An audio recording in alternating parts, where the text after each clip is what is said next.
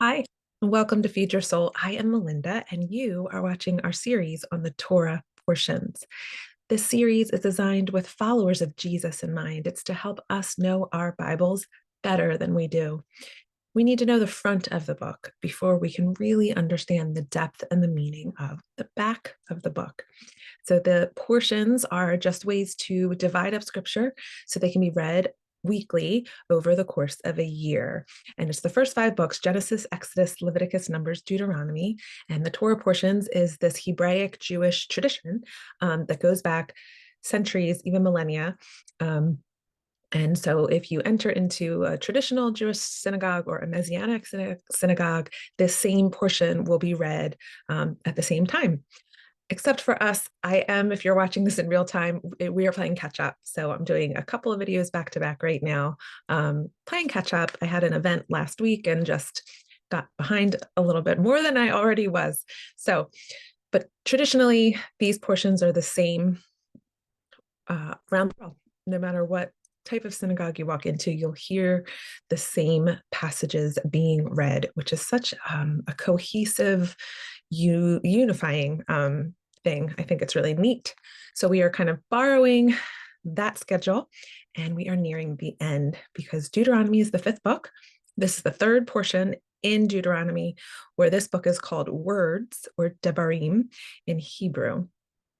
And it makes a lot of sense why it would be called that as you get into the book. This portion is entitled Because, and the portion titles come from the first significant words in the portion. This one is interesting to me because some of the translations knock out this word in the first sentence. So we're going to look at that in a moment. It is ekev, something like that, ekev in Hebrew. It is ekev in Hebrew. So this means because, but it's not the most common word for because, and we're going to talk about that in a few moments. But we're going to look at Deuteronomy 7, verse 12 through 11:25. We're also going to look at Isaiah. We're in the midst of a several-week study in Isaiah. We're looking at the comfort passages in the book of Isaiah. So we're looking at 49:14 through 51, verse 3. And then we're going to look at a short section in Matthew 4:1 through 11. So this is the Hebrew for just the first couple of words, first 3 words in this text. So Hebrew is read from right to left.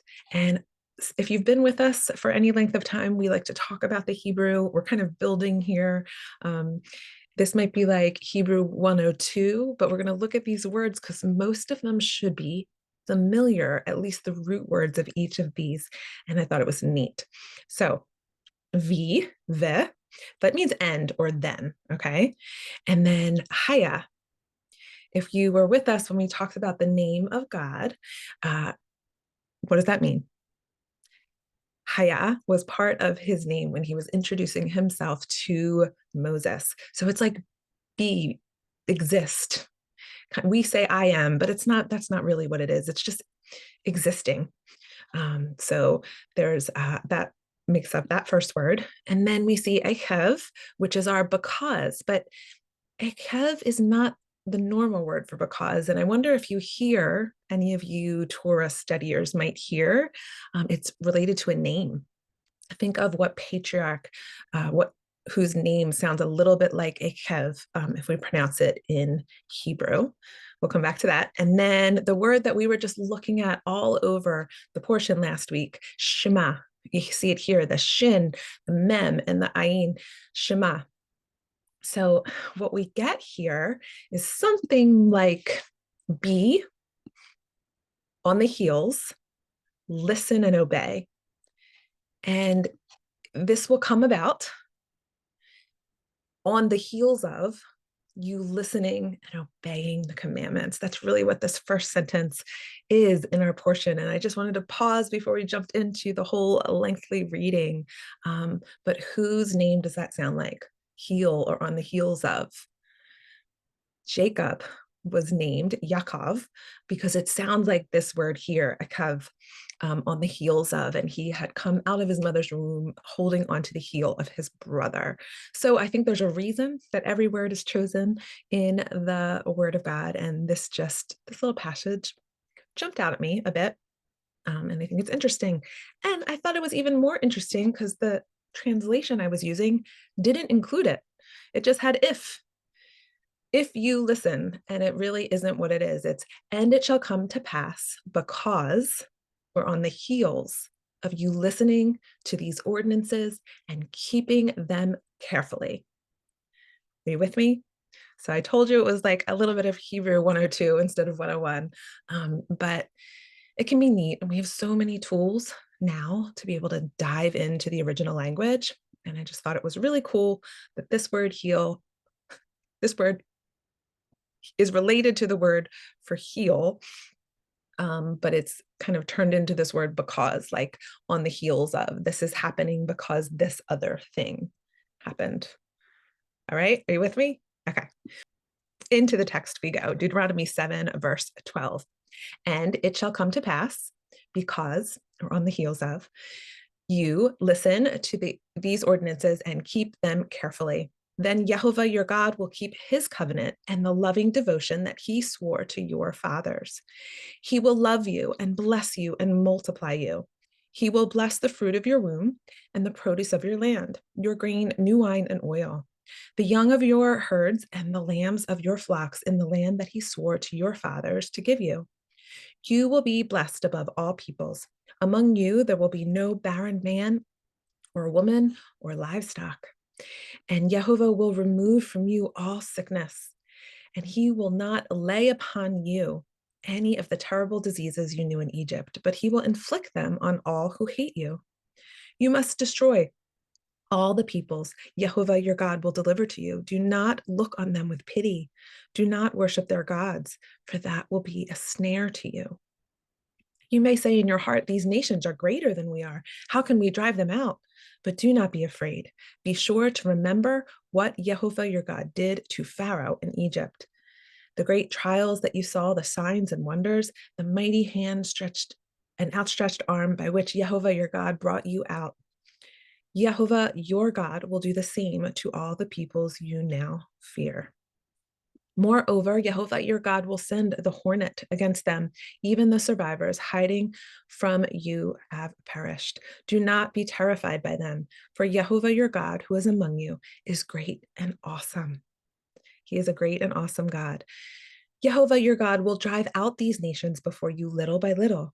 You will not be enabled to eliminate them all at once, or the wild animals would multiply around you. But Jehovah your God will give them over to you and throw them into great confusion until they are destroyed. He will hand their kings over to you, and you will wipe out their names from under heaven. No one will be able to stand against you. You will annihilate them. You must burn up the images of their gods. Do not covet the silver and gold that is on them, or take it for yourselves, or you will be ensnared by it. For it is detestable to Jehovah your God, and you must not bring any detestable thing into your house, or you, like it, will be set apart for destruction.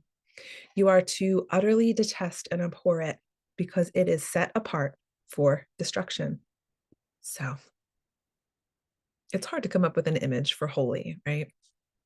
But I just want to pause and talk about this word that comes up in a few different forms throughout the Torah. Kadesh might be the first form of this word. It comes way back in Genesis, where God sanctifies Shabbat as holy. It means setting something apart, consecrated, different than the others. You can actually be set apart, Kadesh, for destruction. It's designated for a purpose. And we see in this passage that there will be some that are actually designated for destruction, while others need to be set apart, designated, consecrated for his purposes. And it is still hard. It's a hard pill to swallow as we read this language of total destruction of a people. But I just want us to remember as we read. This isn't what the people of Israel were told to do to every people they encountered. In fact, they were told to pass peaceably through just about everyone. If as far as it was up to them, it was other nations that attacked Israel. Israel would have walked out of Egypt with no harm being done to anyone, but Pharaoh wouldn't let them go. Here we have a different story. We have the people in Canaan, and there is something deeply wrong. If we remember all the way back to the promise of Abraham, the promise to Abraham about this land, back in Genesis, God promised Abraham this land, but he said, not yet, because the Amorites here, the people who live in this land, they have not come to the fullness of their sin. That the consequence wasn't just yet.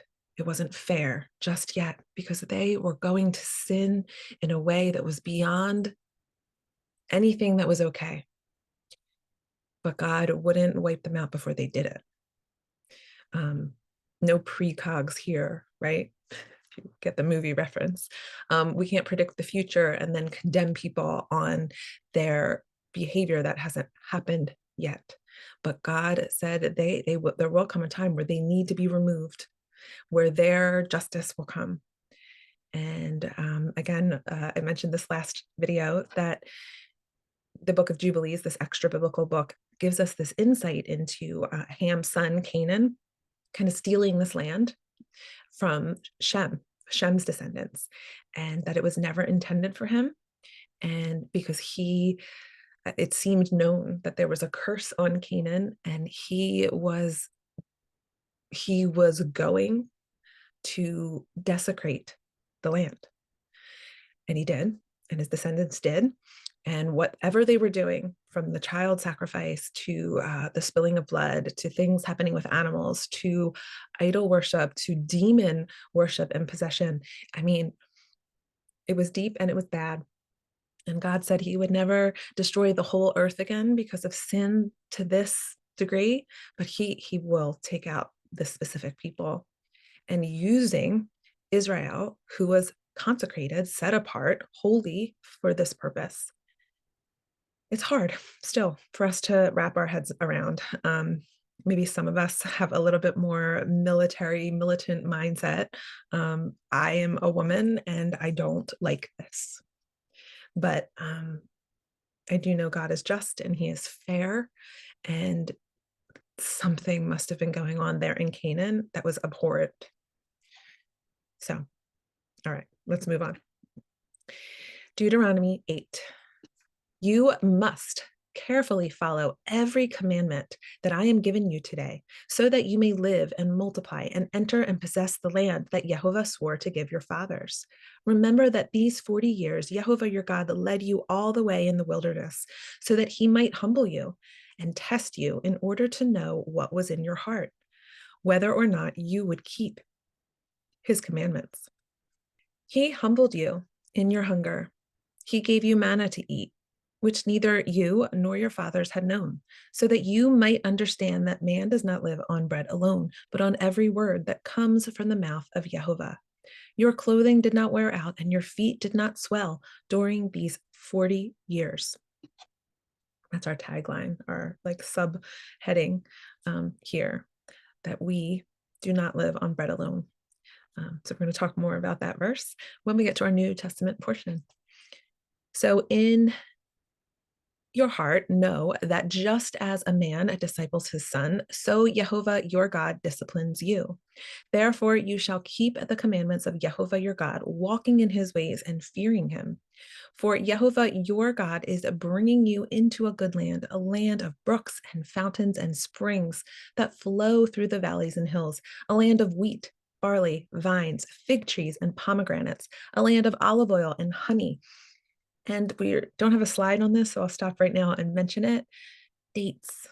That really might be that honey that we hear, a land flowing with milk and honey, especially when it's put there with the other agricultural items. There's a theory that it's date honey and not necessarily bees. And so just while we're on the subject, milk, it's probably goat milk and sheep milk. There might be some cows in Israel, but likely we're talking about smaller animals. So I just feel like it changes exactly what you're thinking of. Um, there's a theory that it's not bee honey, honey from bees, but it's honey from dates, like a jelly. Okay. Um, and these are like really the main exports, the main agricultural um, life of Israel. So a land where you will eat food without scarcity and where you will lack nothing, a land whose rocks are iron and whose hills are ready to be mined for copper. When you eat and are satisfied, you are to bless Jehovah your God for the good land that he has given you. Be careful not to forget Jehovah your God by failing to keep his commandments and ordinances and statutes, which I am giving you this day. Otherwise, when you eat and are satisfied, when you build fine houses in which to dwell, and when your herds and flocks grow large, and your silver and gold increase, and all that you have is multiplied, then your heart will become proud and you will forget Jehovah your God, who brought you out of the land of Egypt, out of the house of slavery. He led you through the vast and terrifying wilderness with its venomous snakes and scorpions and a thirsty and waterless land. He brought you water from a rock of flint. He fed you in the wilderness with manna that your fathers had not known, in order to humble you and test you, so that in the end he may cause you to prosper. You might say in your heart, the power and strength of my hands have made this wealth for me. But remember that it is Jehovah your God who gives you the power to gain wealth in order to confirm his covenant that he swore to your fathers, even to this day. If you ever forget Jehovah your God and go after other gods to worship and bow down to them, I testify against you today that you will surely perish. Like the nations that Jehovah has destroyed before you, so you will perish if you do not obey Jehovah your God. Yeah, bread. Man does not live on bread alone, but on every word that comes out of the mouth of Jehovah. I just want to point out that Moses is talking about bread after mentioning manna that sustained the people, and also that they had been through this period of really only having manna. Um, and so there's this like type of fast that, if you will, that Israel was on, and keep that in mind, that context in mind, when we look at who later quotes this verse. Many of you probably already know, but some of us needed a reminder that man, people, humans do not live on bread alone, but on every word that comes out of the mouth of Yehovah is this Torah concept, quoted by Yeshua. And we'll look at that later on. Okay. Hear, O Israel, Deuteronomy 9. So Shema, Yisrael. Today you are about to cross the Jordan to go in and dispossess nations greater and stronger than you, with large cities fortified to the heavens. The people are strong and tall and descendants of the Anakim. You know about them, and you have heard it said, who can stand up to the sons of Anak? But understand that today Jehovah your God goes across ahead of you as a consuming fire. He will destroy them and subdue them before you, and you will drive them out and annihilate them swiftly, as Jehovah has promised you. When Jehovah your God has driven them out before you, do not say in your heart, because of my righteousness, Jehovah has brought me into the land, in to possess this land. Rather, Jehovah is driving out these nations before you because of their wickedness. It is not because of your righteousness or uprightness of heart that you are going in to possess their land, but it is because of their wickedness that Jehovah, your God, is driving out these nations before you, to keep the promise he swore to your fathers, to Abraham, Isaac, and Jacob. Understand then that it is not because of your righteousness that Jehovah, your God, is giving you good land to possess, for you are a stiff-necked people. So don't get too big of a head, right? Don't pat yourselves on the back. Stay humble, Moses is saying. Okay.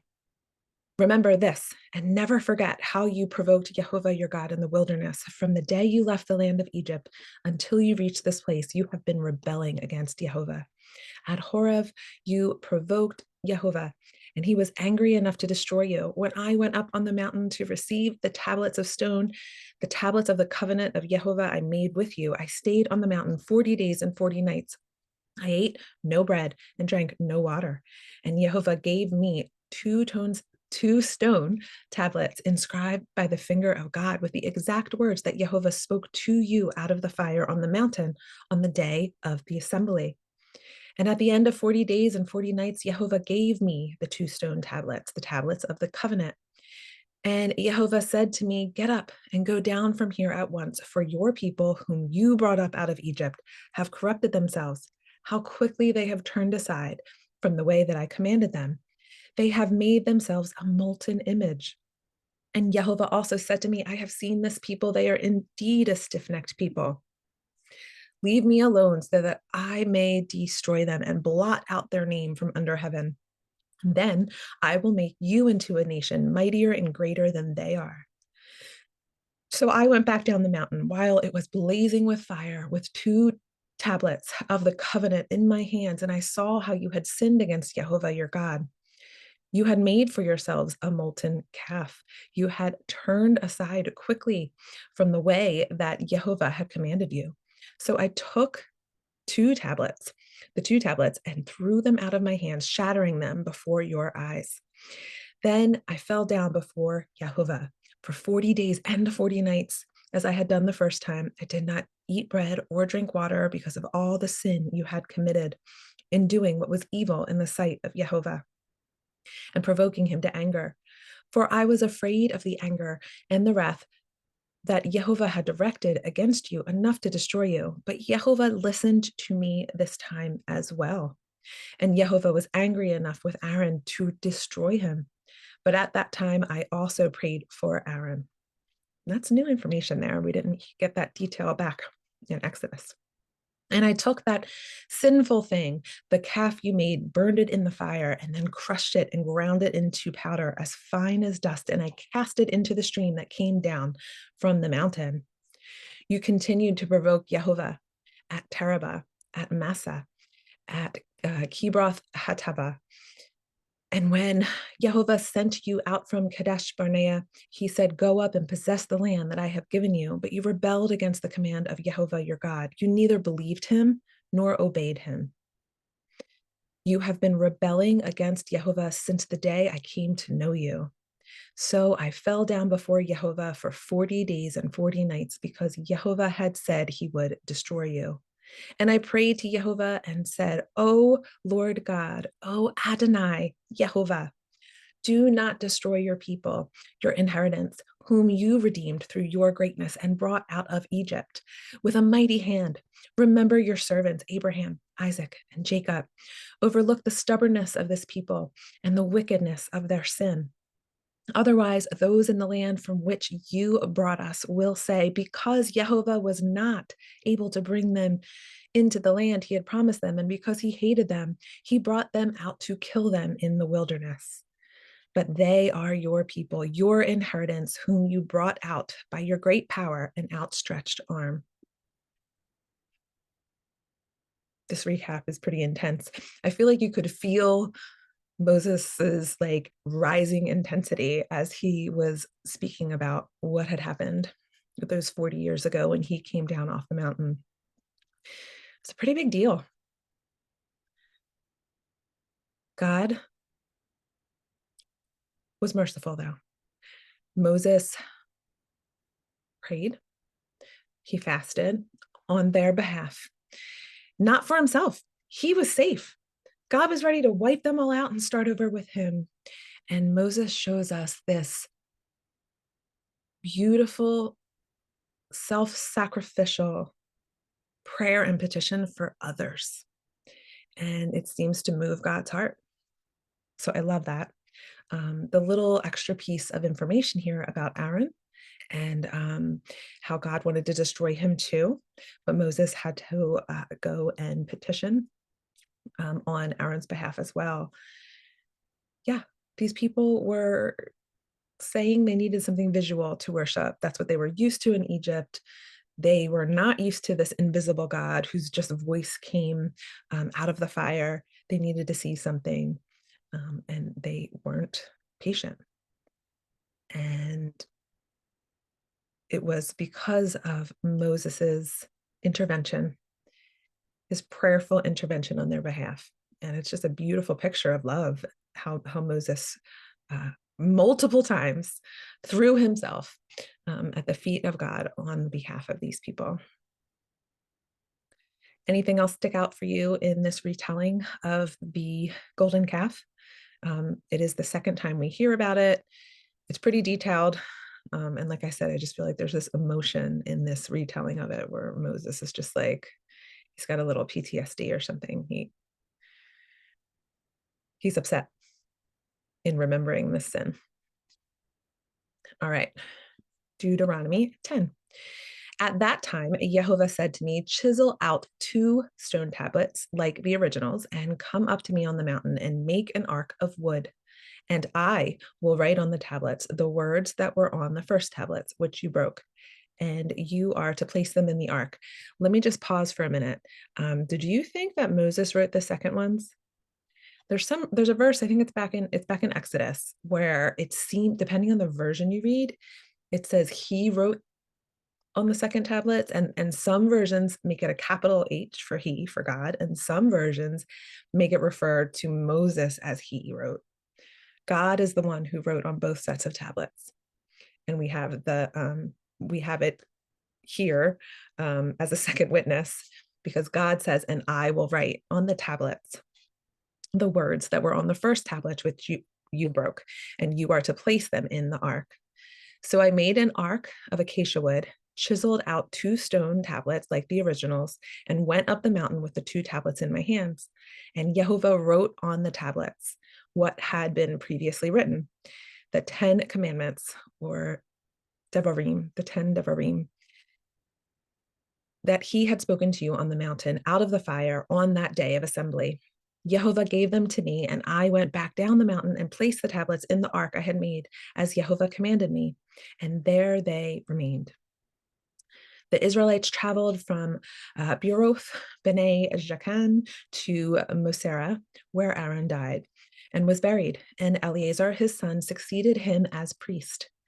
From there, they traveled to Gud Godah, and from Gud Godah to Jat Batah, a land with streams of water. At that time, Jehovah set apart the tribe of Levi, or Levi, to carry the ark of the covenant of Jehovah, to stand before Jehovah, to serve him, and pronounce blessings in his name, as they do to this day. That is why a Levi, or Levi, has no portion or inheritance among his brothers. Jehovah is his inheritance, as Jehovah, your God, promised him. I stayed on the mountain 40 days and 40 nights, like the first time, and that time Jehovah listened again to me and agreed not to destroy you. Then Jehovah said to me, get up, continue your journey ahead of the people, that they may enter and possess the land that I swore to their fathers to give them. And now, O Israel, what does Jehovah your God ask of you? But to fear Jehovah your God by walking in all his ways, to love him, to serve Jehovah your God with all your heart and with all your soul, and to keep the commandments and statutes of Jehovah that I am giving you this day for your own good. Such a great passage in this next section, or two, I think. I highlighted some texts that talk about loving the Lord your God, and you can see how each time we talk about loving God, it has to do with obeying his commandments. It comes together. You can't have one without the other. That is the premise in the whole Torah. So be careful that we don't unlink those two things as we enter the New Testament, right? 14, behold, to Jehovah your God belongs the heavens, even the highest heavens, and the earth, and everything in it. Yet Jehovah has set his affection on your fathers and loved them. And he has chosen you, their descendants after them, above all the peoples, even to this day. Circumcise your hearts, therefore, and stiffen your necks no more. For Jehovah your God is God of gods and Lord of lords, the great, mighty, and awesome Elohim, showing no partiality and accepting no bribe. He executes justice for the fatherless and widow, and he loves the foreigner, giving him food and clothing. So you must also love the foreigner, since you yourselves were foreigners in the land of Egypt. You are to fear Jehovah your God and serve him. Hold fast to him and take your oaths in his name. He is your praise. He is your God, who has done for you these great and awesome wonders that your eyes have seen. Your fathers went down to Egypt, 70 in all. And now Jehovah your God has made you as numerous as the stars in the sky.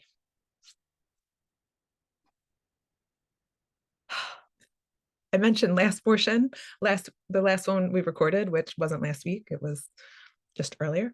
But the previous portion I mentioned many times that it's my favorite.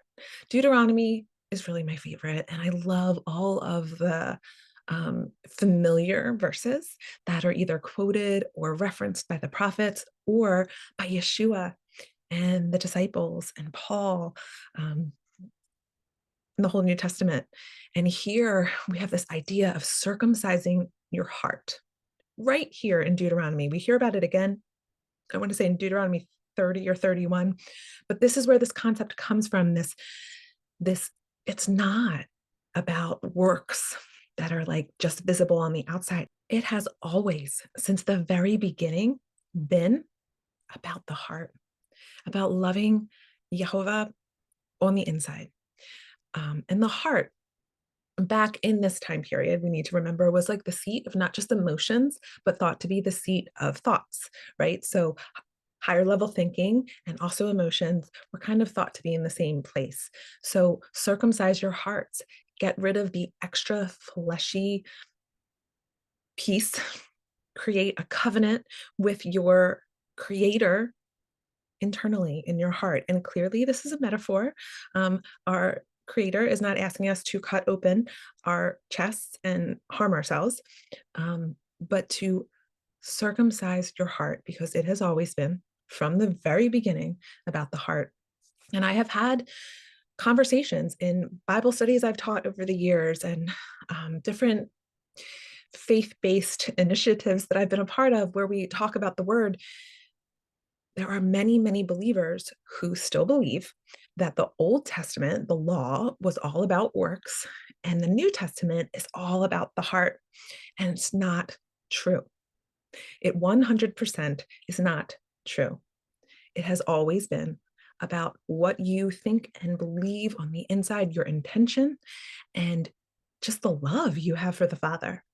And this verse is proof text of that. And so we just need to remember, like, we need to get rid of some of these notions that we kind of absorb or assume or been outright taught by teachers who just didn't know. That's why knowing our Bible is important. Circumcise your heart. That is a Torah precept. It's a command, and I love it. All right, Deuteronomy 11.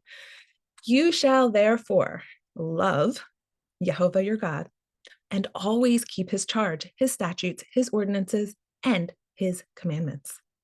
Know this day that it is not your children who have known and seen the discipline of Jehovah your God, his greatness, his mighty hand, and his outstretched arm, the signs and works he did in Egypt to Pharaoh, the king of Egypt, and all his land, what he did to the Egyptian army and horses and chariots when he made the waters of the Red Sea engulf them as they pursued you, and how he destroyed them completely even to this day, what he did for you in the wilderness until you reached this place, and what he did in the midst of all the Israelites to Dathan and Abiram, the sons of Eliab, the Reubenite, when the earth opened its mouth and swallowed them and their households, their tents, and every living thing that belonged to them.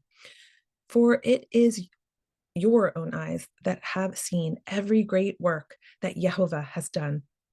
You shall therefore Keep every commandment I am giving you today so that you may have the strength to go in and possess the land that you are crossing the Jordan to possess, and so that you may live long in the land that Jehovah swore to your fathers and to give to them and their descendants, a land flowing with milk and honey. For the land that you are entering to possess is not like the land of Egypt, from which you have come, where you sowed your seed and irrigated on foot like a vegetable garden. But the land you are crossing the Jordan to possess is a land of mountains and valleys that drinks in the rain from heaven. It is a land for which Jehovah your God cares, and the eyes of Jehovah your God are always on it, from the beginning to the end of the year. So if you carefully obey the commandments I am giving you today, to love Jehovah your God and to serve him with all of your heart and with all your soul, then I will provide rain for your land in season, the autumn and spring rains, that you may gather your grain, new wine, and oil. And I will provide grass in the fields for your livestock, and you will eat and be satisfied. But be careful you are not enticed to turn aside and worship and bow down to other gods, or the anger of Jehovah will be kindled against you. He will shut up the heavens so that there will be no rain, nor will the land yield its produce, and you will soon perish from the good land that Jehovah is giving you. Fix these words of mine in your hearts and minds, tie them as reminders on your hands, and bind them on your foreheads. Teach them to your children, speaking about them when you sit at home, and when you walk along the road, and when you lie down, and when you get up. Write them on the doorposts of your houses and on your gates, so that as long as the heavens are above the earth, your days and those of your children may be multiplied in the land that Jehovah swore to give your fathers. For if you carefully keep all these commandments I am giving you to follow, to love Jehovah your God, and to walk in all his ways, and to hold fast to him, then Jehovah will drive out these nations before you, and you will dispossess nations greater and stronger than you. Every place where the sole of your foot treads will be yours. Your territory will extend from the wilderness to Lebanon, from Euphrates River to the western sea. No man will be able to stand against you. Jehovah your God will put fear and dread of you upon all the land, wherever you set your foot, as he has promised.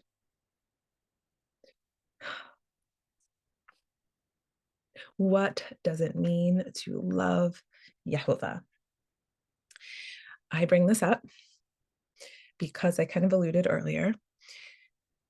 We Christians, many of us, not all of us, so maybe this doesn't apply to everyone watching, but many of us have been guilty of hyper spiritualizing what it means to love God. And I can even thinking of the verse that talks that Yeshua is basically quoting this concept that we see in these several chapters in Deuteronomy about what it means to love God, right? If you love me, keep my commandments. That's what he's saying. And what did Yeshua come to say? He just came to reiterate his father's word. He said that. He comes to speak only the words of his father. Loving God means you love the commandments. Loving God means you love his instructions. Loving God means even if you struggle keeping some of his instructions, even if you don't understand some of them, loving him means you're going to work through that. You're going to trust him. You are going to live in to your spirit-filled self and live into the power of the Holy Spirit to be redeemed and renewed out of the fleshly inability to not follow the commandments. The more you're in love with the Father, the more you love his instructions because they are for your good. And there's no real debate there. So if you're a Christ follower, you may have picked up the theme in this study. At this point, I hope you have, that I believe, and there are many like me, that the instructions that God gave us are for our good. They were not done away with. It is not what Yeshua, Jesus, came to save us from. We were not Israel was not freed from slavery in Egypt to be given some kind of yoke of slavery of the law. So when you're reading through those New Testament words that refer to the law, Paul does this a lot. Read it with the idea in mind that neither Jesus nor any of the disciples nor Paul believed that the law was done away with. Read it with that perspective and see what you can come up with. And I will tell you, Paul can be confusing. So if you don't know what letters Paul wrote in the New Testament, there's a list. You can just Google it. But if it's really run-on sentences and you find yourself confused, it's likely Paul, one of Paul's letters. And I will admit, if I didn't know the front of the book, some of Paul's writings would have me a little confused. But this is why it's important to read the beginning of the book before you read the end. What does it mean to love Yehovah? It means to do what he asks you to do. With a love, with a heart devoted to him, not angrily, not in order for some magical thinking to happen, right? I do this, so I get this. It's I do your will, Father, because you love me and you know me, and your will, your instructions are there for my good. Okay, so we're getting back into our mini study on Isaiah, where we're looking at different verses, different chapters in the book of Isaiah for these next few weeks. And this time we are on chapter 49, 50, and then just the very beginning of 51. Okay, so we're starting with verse 14. But Zion said, Yehovah has forsaken me. The Lord has forgotten me. Can a woman forget her nursing child or lack compassion for the son of her womb? Even if she could forget, I will not forget you. Behold, I have inscribed you on the palms of my hands. Your walls are ever before me. Your builders hasten back. Your destroyers and wreckers depart from you. Lift up your eyes and look around. They all gather together. They come to you. As surely as I live, declares Yehovah, you will wear them all as jewelry and put them on like a bride. For your ruined and desolate places, and your ravaged land will now indeed be too small for your people, and those who devoured you will be far away. Yet the children of your bereavement will say in your hearing, this place is too small for us. Make room for us to live here. Then you will say in your heart, who has begotten these for me? I was bereaved and barren. I was exiled and rejected. So who has reared them? Look, I was left alone. So where did they come from? This is what Adonai Yehovah says. Behold, I will lift up my hand to the nations and raise my banner to the people. They will bring your sons in their arms and carry your daughters on their shoulders. Kings will be your foster fathers, and their queens your nursing mothers. They will bow down to you face down and lick the dust at your feet. Then you will know that I am Yehovah. Those who hope in me will never be put to shame. Can the plunder be snatched from the mighty, or the captives of a tyrant be delivered? Indeed, this is what Yehovah says. Even the captives of the mighty will be taken away, and the plunder of the tyrant will be retrieved.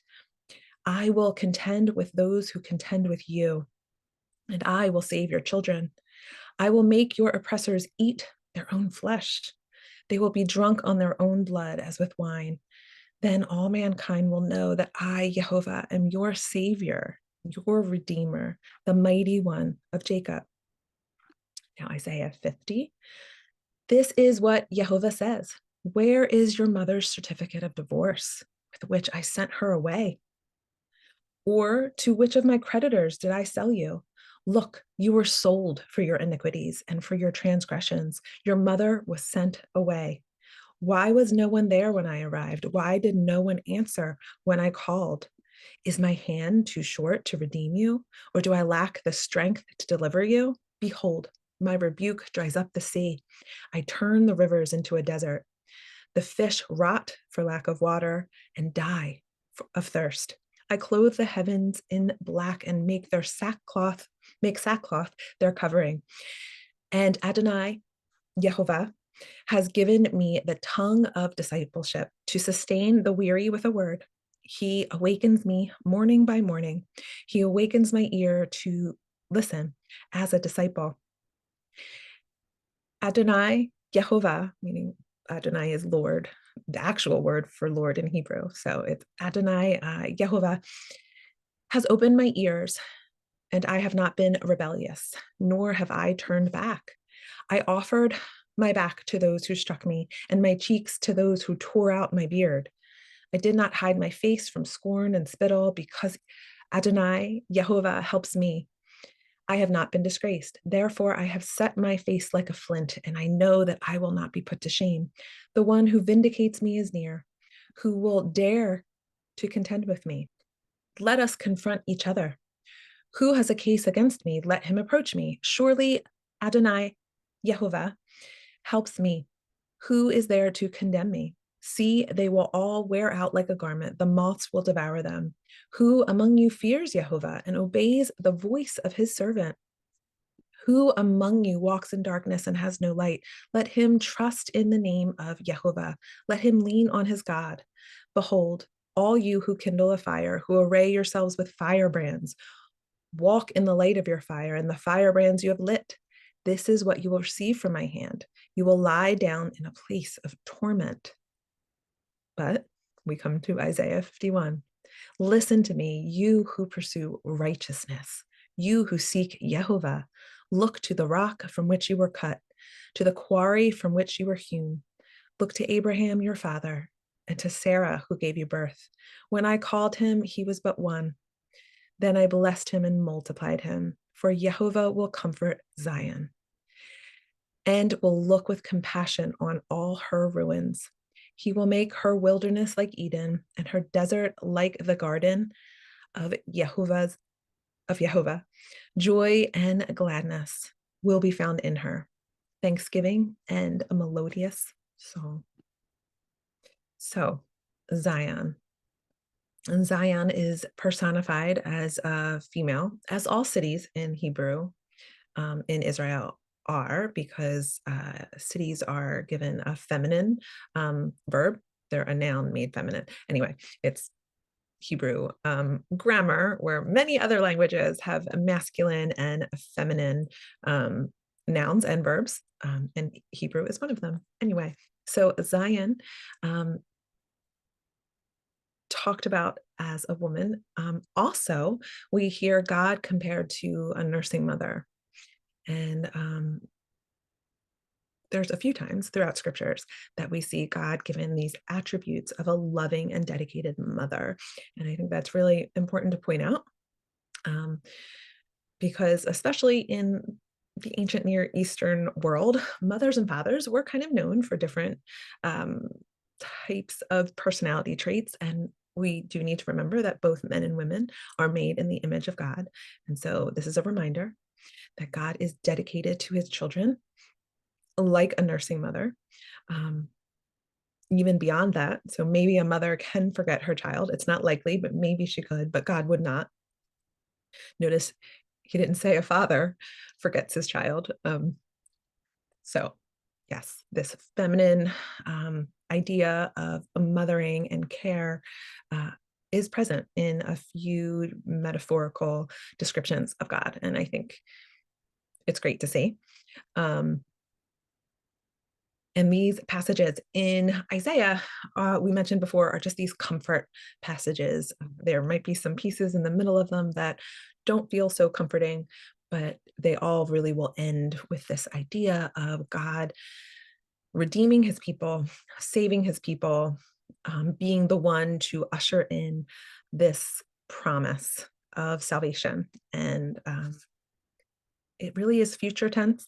It's most of these prophetic passages really do talk about the future. We might see some of these things happening along the way throughout history, but none of them have come to fullness yet. So I believe that these things, talking about Zion being restored, are talking about the kingdom come when the New Jerusalem exists in the Promised Land. So Yeah, and for those of you who are new to the overall story, maybe you're just starting your Bible study and you're only in the Torah, spoiler alert, all of these warnings that Moses has been given this generation who's about to come into the promised land, they don't listen. Maybe they do for a time. There is generations that seem to do better, that have righteous kings, and they're blessed during that time. But overall, the people stray from the commandments. And really, more than the people stray, it's the leaders, it's the kings, it is the priesthood, it's the priests who lead the people away, or at best, don't bring them back to the ways of Jehovah. And because of that, there is these warnings that Moses gives all through Deuteronomy. They come to pass where the people, Israel, which they wind up splitting into two nations, Israel and Judah, they are both taken into captivity at different times. And the prophets come to warn about this behavior, but also to promise of a restoration to come. So just in case this is like, what is Isaiah talking about? What did they do? It's really my vision. My goal is that we will keep going through the word, to go through Joshua and Judges and Ruth and go through then all the writings and the prophets together. That's my lifelong goal, and to do videos on and to walk you through these things, but we'll see. Don't wait for me. Read through your word as often as possible so you know the words from your God. It's important. Okay, Matthew 4, verse 1. Then Jesus, Yeshua, was led by the Spirit into the wilderness to be tempted by the devil. Before I go any further, I do need to mention there is really good evidence that the book of Matthew was actually first written in Hebrew. And I was reading that the first several verses in Matthew, first several chapters in Matthew, from the Hebrew text, and it reads a little bit different. But in that Hebrew text that we definitely have old sources of manuscripts. That's the word I'm looking for. We definitely have manuscripts of Matthew written in Hebrew. The question is, were they originals or was the Greek the original? But a case has been made that especially the language structure and things like that, that the book of Matthew likely was first written in Hebrew. So why am I telling you this? Because the name for the devil in these manuscripts are Hasatan. And Hasatan means adversary.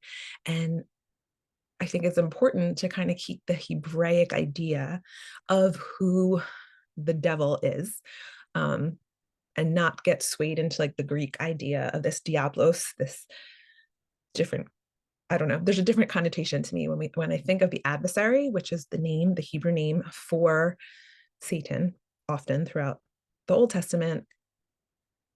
Anyway, I probably will use that phrasing, and now you know why. Okay.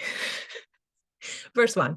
Then Yeshua was led by the Ruach, the Hebrew word for spirit, into the wilderness to be tempted by the adversary, by Hasatan. After fasting for 40 days and 40 nights, he was hungry. And the tempter, or the adversary, came to him and said, "If you are the Son of God, tell these stones to become bread." But Yeshua answered, "It is written, man shall not live on bread alone, but on every word that comes from the mouth of God." We just read about that, didn't we? Then Hasatan, the adversary, took him to the holy city and set him on the pinnacle of the temple. "If you are the Son of God, throw yourself down, for it is written, he will command his angels concerning you, and they will lift you up in their hands so that you will not strike your foot against a stone." Yeshua replied, "It is also written, do not put the Lord your God to the test." In the Hebraic version, it is Yehovah your Elohim. Do not put Yehovah your Elohim to the test. Also from Deuteronomy. Again, the devil, Hasatan, the adversary, took him to a very high mountain and showed him all the kingdoms of the world and their glory. All the kingdoms of the world and their glory. Where is this mountain? I feel like this is a spiritual movement up above our normal mountains. All this I will give you, Hasatan said, if you will fall down and worship me. Away from me, Satan, right? That's Hebrew. That's a Hebrew word, Hasatan. Away from me, Satan, you adversary. Yeshua declared, for it is written, worship Yehovah, your Elohim, and serve him only. Also from Deuteronomy, it changed it to debt, but that's supposed to be Deuteronomy 6:13. Then Hasatan left him, and angels came and ministered to him. I love this passage of scripture. I love it so much. The adversary, Hasatan, comes against Yeshua and tries to tempt him. He's hungry. Yeshua's hungry, right? So tempts with like a physical need being met. Then he tempts him with prove who you are, right? Like a pride thing. And then he tempts him with riches and glory. And I think these are like three things that are pretty universal, right? Physical needs, your own pride, your own ego,